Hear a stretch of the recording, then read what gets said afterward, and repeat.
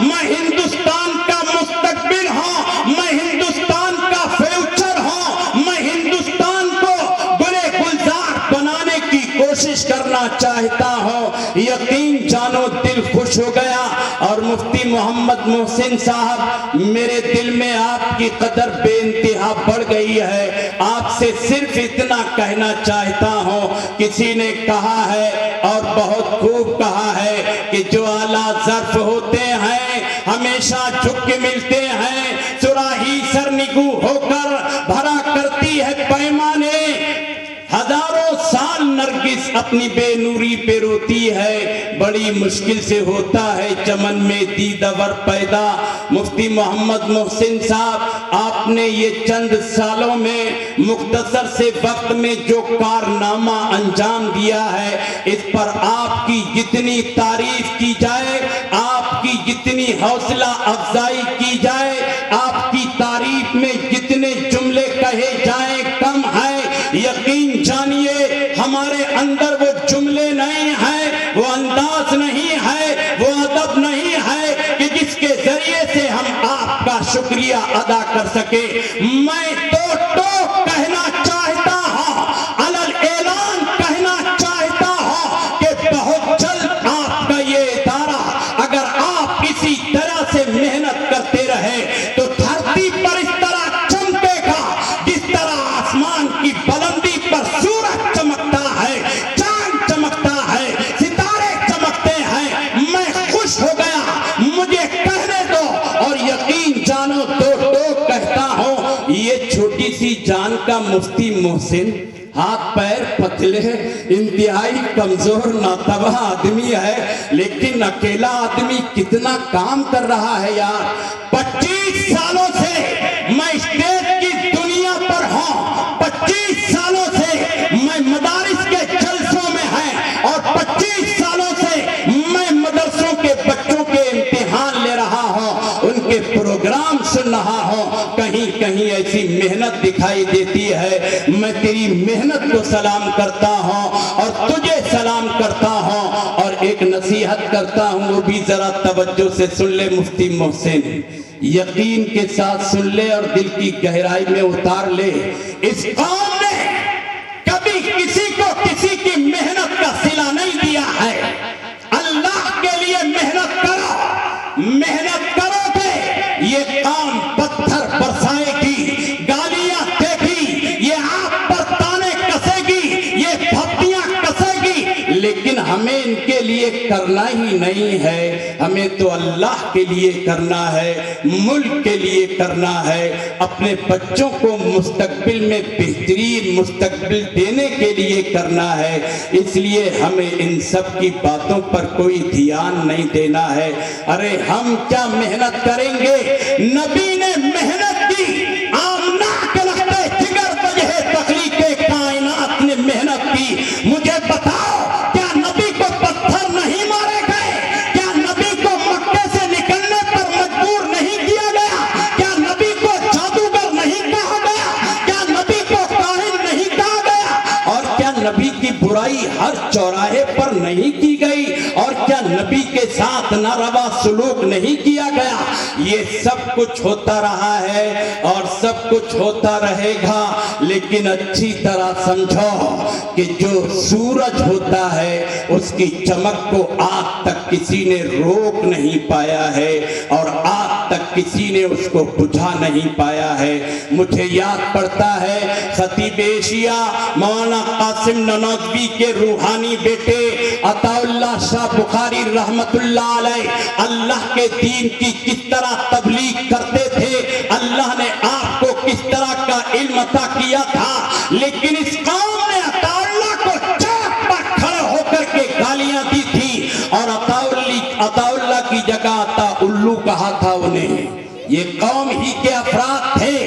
اس لیے میں علماء سے عاجزی کے ساتھ کہتا ہوں، قوم کیا کہتی ہے، قوم کیا کہے گی، اسے پیر کی جوتی پر رکھو۔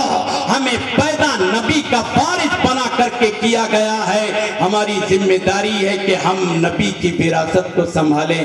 اچھا، نبی کے ہم وارث ہیں تو پھر صرف علم آئے گا ہمارے اندر نہیں، وہ صبر بھی آنا چاہیے اور وہ حق گوئی بھی آنی چاہیے جو نبی پاک صلی اللہ علیہ وسلم کی میراث تھی۔ عزیزان گرامی، اب چند باتیں آپ سے کرنا چاہتا ہوں۔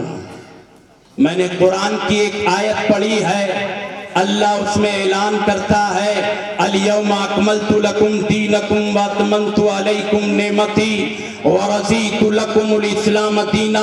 ہم نے دین مکمل کر دیا ہے، اب قیامت تک یہ دین باقی رہے گا، اور قیامت تک کوئی فرعون اور قیامت تک کوئی ناپاک انسان اور قیامت تک کوئی دین کا باغی، نبی کا دشمن، قرآن کا دشمن اگر اس دین کو مٹانا چاہے اور دین کو ناپید کرنا چاہے، اللہ اعلان کر رہا ہے کہ قیامت تک یہ دین مٹ نہیں سکتا۔ یہ دین اگر مٹنے کے لیے آتا تو اسی دن مٹ گیا ہوتا جس دن نبی کو شعب ابی طالب میں قید کیا گیا تھا، جس دن نبی کو پتھر مارے گئے تھے، ہاں نبی کے صحابہ کو ستایا گیا تھا اور نبی کے صحابہ کے سر ان کے تن سے جدا کیے گئے تھے۔ یہ اسلام، یہ دین مٹنے کے لیے آیا ہی نہیں ہے، یہ قیامت تک کے لیے آیا ہے۔ اللہ اعلان کرتا ہے الیوم اکملت لکم دینکم واتممت علیکم نعمتی ورضیت لکم الاسلام دینا۔ ہم نے یہ دین قیامت تک کے لیے نازل کیا ہے۔ وقت نہیں ہے ورنہ مفسروں نے اس آیت کے ذیل میں کیا کہا ہے وہ سب کچھ کہتا۔ اجمالاً عرض کرتا ہوں، یہ دین، یہ قرآن، نبی کی شریعت، نبی کا قانون، نبی کی تعلیم قیامت تک رہے گی، اور اللہ نے اس کی تبلیغ کا انتظام بھی کر دیا ہے۔ اس کی تبلیغ پرچون کی دکان سے نہیں ہوتی ہے، فیکٹری سے نہیں ہوتی ہے، تجارت کی، تاجروں کی تجارت سے نہیں ہوتی ہے، بلکہ اس کی تبلیغ مدارس سے ہوتی ہے، مسجد کی محراب و منبر سے ہوتی ہے، علماء کی زبان سے ہوتی ہے۔ لہذا اگر کوئی سمجھتا ہے کہ یہ مدرسے مٹ جائیں گے تو وہ خواب دیکھ رہا ہے۔ یقین جانو مسلمانوں، یہ دین قیامت تک رہے گا اور دین کی تبلیغ قیامت تک ہوتی رہے گی، اور دین کی تبلیغ مدارس سے ہوتی ہے اور دین کے مبلغ مدارس سے پیدا ہوتے ہیں۔ اس لیے قیامت تک یہ مدارس باقی رہیں گے، انہیں آج تک نہ کوئی ختم کر سکا ہے اور نہ قیامت تک ختم کر سکے گا۔ لیکن مسلمانوں ذرا توجہ دینا، ہم اپنی آخرت سنوارے ہیں، مدارس کے ساتھ ہم سے سودیلا ویوہار نہ کریں۔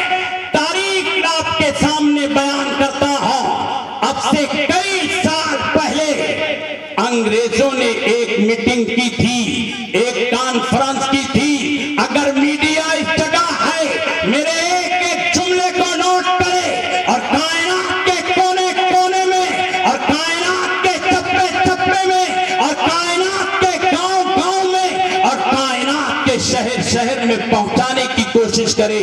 اب سے کئی سال پہلے انگریز میٹنگ کرتا ہے، میٹنگ کا ایجنڈا یہ ہے اسلام کیسے مٹے، قرآن کیسے مٹے، مسلمان کیسے مٹے۔ لہذا انگریز اپنے اپنے مشورے دے رہے ہیں، کسی نے کچھ مشورہ دیا، کسی نے کچھ مشورہ دیا، کسی نے کچھ مشورہ دیا۔ ایک بوڑھا انگریز کھڑا ہوا اور اس نے کھڑے ہو کر کے کہا، مسلمانوں تمہیں تمہارے نبی کا واسطہ، پیغمبر کا واسطہ، امام الانبیاء کا واسطہ، ایک ایک جملہ دل کی گہرائی میں اتر جانے دو اور تنہائی میں بیٹھ کر کے سوچنا۔ بوڑھا انگریز کھڑا ہوتا ہے اور کھڑے ہو کر کے کہتا ہے، اگر اسلام مٹانا چاہتے ہو، نبی کی تعلیمات مٹانا چاہتے ہو اور قرآن مسلمانوں سے چھیننا چاہتے ہو تو دو کام کرو، علماء کا رشتہ، علماء کا رشتہ مسلم عوام سے توڑ دو اور دھرتی پر تمام چلنے والے مدارس کو ختم کر دو۔ مدارس ختم کر دو گے، علماء کا رشتہ عوام سے توڑ دو گے، نہ اسلام باقی بچے گا، نہ قرآن